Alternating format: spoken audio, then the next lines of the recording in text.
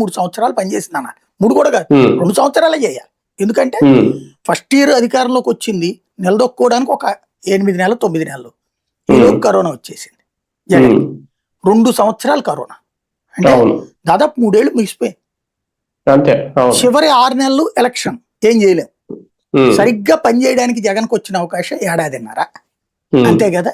అవును, ఈ 1.5 ఏడాదిలో అని టోటల్గా పోయిన 5 ఏళ్ల టెన్యూరే వేసుకుంటే ఆ దగ్గర దగ్గర 10,500 పైగా సచివాలయాలు, ఉమ్, 10,500 పైగా ఆసుపత్రులు.